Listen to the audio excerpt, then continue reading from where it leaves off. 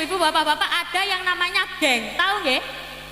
Geng, ada geng perempuan, 4 orang perempuan, ada geng perempuan. Ini dia mengincar salah satu orang tertampan di sekolah. Ayo, siapa yang bisa mendapatkan laki-laki itu, maka dia mendapatkan hadiah. Ceritanya kayak gitu. Terus habis itu Bu, akhirnya dari 4 orang yang cantik-cantik ini, salah satu yang cantik luar biasa yang saya ceritakan tadi, cantiknya luar biasa Bu. Kalau orang sini itu kayak sik bentar toh, tak cari dulu. Kayak enggak ada lah, enggak ada. Oh, cantiknya luar biasa, Masya Allah. Ternyata di antara 4 orang ini yang berhasil memikat hati si laki-laki adalah yang cantik, kaya raya, dermawan, solihah, Masya Allah. Setelah itu 2 orang ini akhirnya memutuskan untuk menikah. Setelah menikah, dadakno baru ketahuan sifat aslinya, ternyata laki-lakinya males, gak pernah kerja, pokoknya males.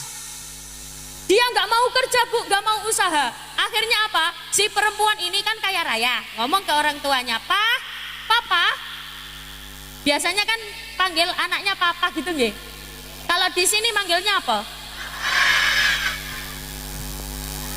Bapak.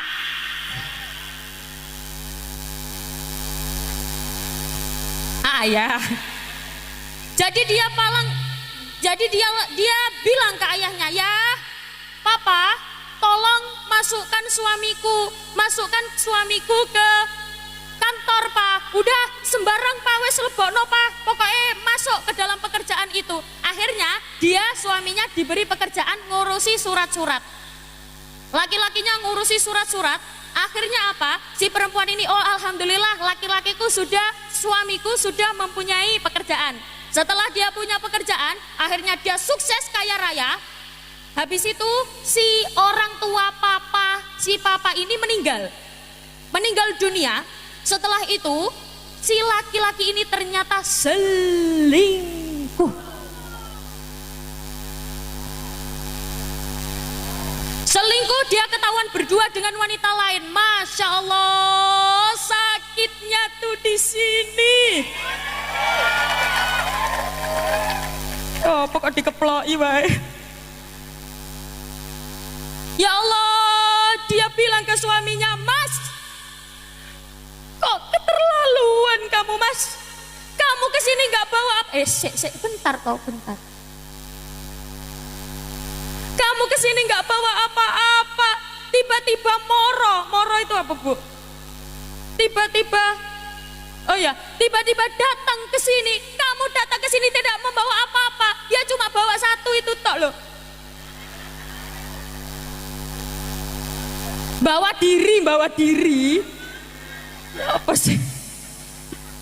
Kamu kesini nggak bawa apa-apa? Silakan Mas, kamu keluar dari rumahku. Kau kuusir, kata si laki-laki. Loh, semua sertifikat tanah, kantor, semua sudah saya balik namakan atas namaku. Kamu yang pergi dari sini. Ya Allah. Kau iso hore loh.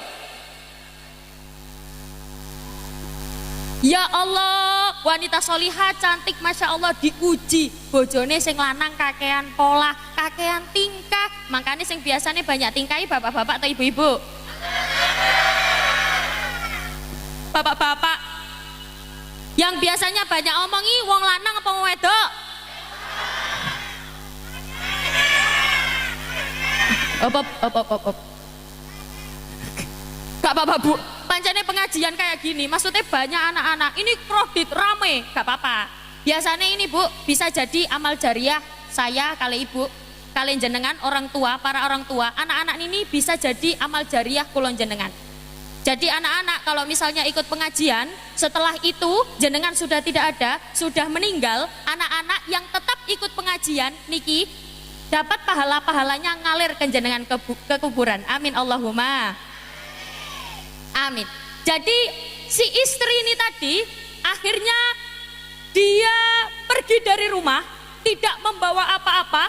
Dia konsultasi dengan Ustadz. Assalamualaikum Ustadz, saya ini sudah sebatang kara, tidak punya siapa-siapa. Saya ditipu oleh suami saya sendiri, Ustadz. Tapi apa kata Ustadz?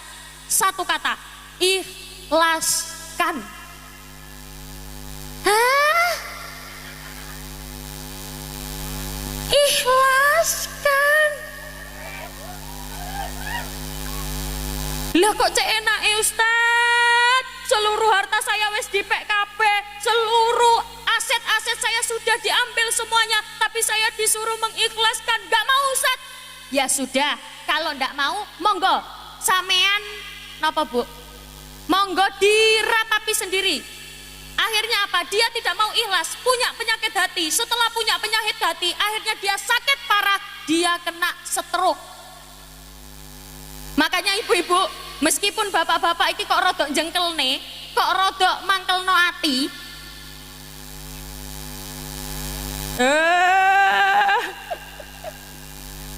Pak, kalau pengen kenalan jenengan namanya siapa? Sodron.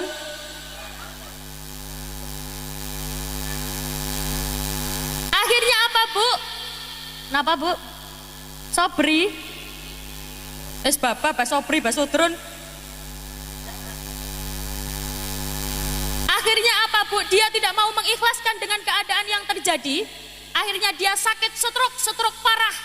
Dia datang lagi ke Ustadz. Ustadz, gimana ini keadaan saya Ustadz? Kata Ustadz, Bu, saya bilang apa? Kan sudah saya suruh ikhlaskan. Gak bisa Ustadz, gak bisa. Saya nyuruh jenengan sabar, nyuruh mengikhlaskan. Itu salah satu ujian untuk jenengan. Karena manusia itu diuji dengan berbagai masalahnya masing-masing ya Bu ya. Masalahnya itu sendiri-sendiri. Setiap orang punya masalah yang berbeda. Sudah Bu, ikhlaskan. Akhirnya apa? Dia belajar mengikhlaskan. Setelah dia mengikhlaskan, setelah itu dia bertobat, sholat, mendekatkan diri ke Allah. Akhirnya apa? Dia akhirnya belajar kursus jadi reporter. Ini kisah nyata Bu. Kisah nyata, dia kursus jadi reporter, akhirnya dia menjadi reporter terkenal. Jadi ibu-ibu, kalau diuji, bapak-bapaknya kok banyak tingkahnya, jenengan disuruh sabar, disuruh ikhlas. Bapak-bapak juga, Pak, kalau jenengan punya istri yang solihah luar biasa, jenengan patut bersyukur. Jangan membandingkan. Kadang-kadang laki-laki wis punya istri cantik sek nyawang liyane. Ayo nggih napa mboten? Boten. Jadi manusia itu diuji dengan kemampuannya masing-masing. Bapak-bapak diuji istrinya nggak solih-solihah, nggak apa-apa Pak, sabar. Jadi manusia itu diuji dengan ujiannya masing-masing. Yang pertama pilar bahagia adalah mempunyai istri yang solihah. Yang kedua adalah auladu abroron, anak yang solihah. Bapak ibu punya anak solihah, seneng napa mboten? Seneng. Sebab apa Bu? Anak itu kalau tidak tahu ilmu agama itu berbahaya. Karena macamnya anak ada 3. Yang pertama, anak itu bisa jadi fitnah. Innama amwalukum wa auladukum fitnah. Anak itu bisa jadi fitnah. Apa buktinya? Banyak. Bedah atauren. Anakan. Bu, anake wong iku basa Madurane napa? Napa Bu?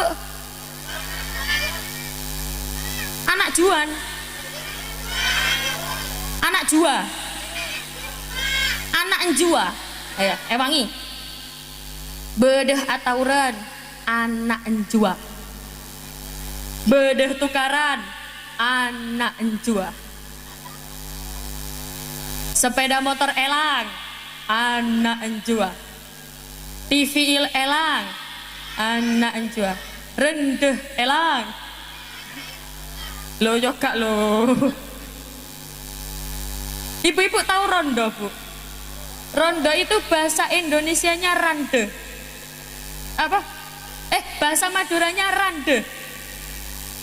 Karena anak itu bisa jadi fitnah Bu. Orang tua tidak ikut melakukan, tapi orang tua ikut disalah-salahkan. Semua orang bertanya, tapi tanyanya sambil ngejek. Anak itu bisa jadi fitnahnya orang tua. Yang kedua, anak itu bisa jadi musuhnya orang tua. Buktinya apa? Wa qalu rabbana inna ata'na sadatana wa kubara'ana fa'adalluna sabila. Bu, masih semangat? Kalau ada ayat Al-Quran dibaca, sebagai orang yang beriman, hatinya bergetar, dibimbing dengan lisan kita dengan mengucapkan Allah. Ibu-ibu, saya ulangi lagi, mau jawab Allah? Mau. Oke, fokus ya, fokus, konsentrasi. An'amta alaihim ghairil maghdubi alaihim waladdallin. Iya, ono sing amin, ono sing amin. Yang bener Allah amin. Ayo Allah amin. Terserah lah. Nek, menurut saya khusus ayat niku amin. Gak ada toh imam-imami waladdallin makmume Allah.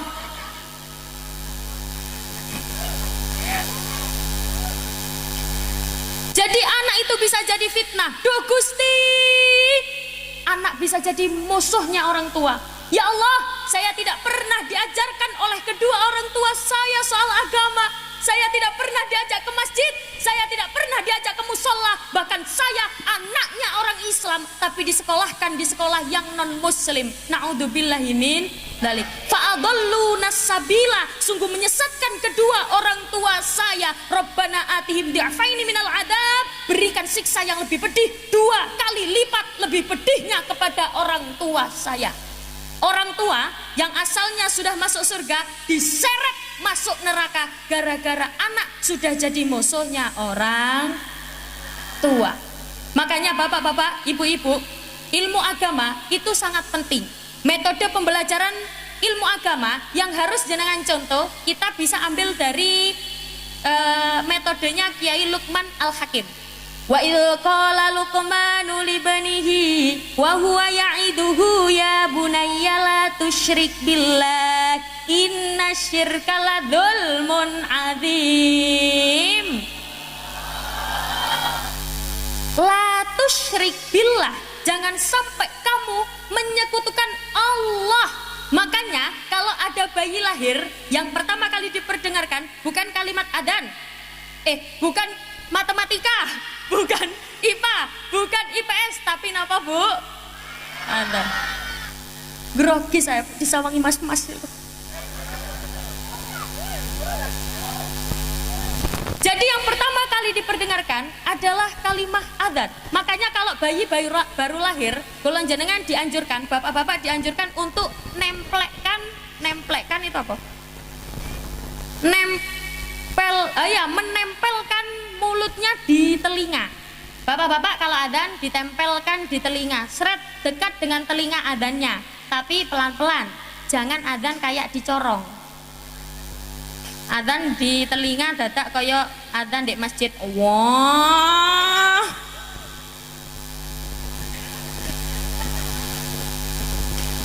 Sampean paling.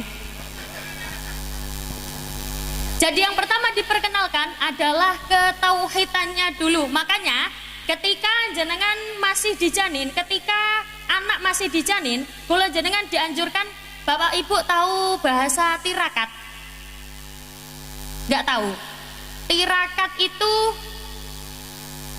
ya tirakat. Pokoknya tirakat itu wes gitulah pokoknya. Disuruh puasa, disuruh baca Al-Quran biar anaknya jadi solihah. Bahkan ketika belum jadi janin pun, ketika Bapak Ibu berhubungan kikuk-kikuk itu di bawah umur itu dianjurkan untuk berdoa.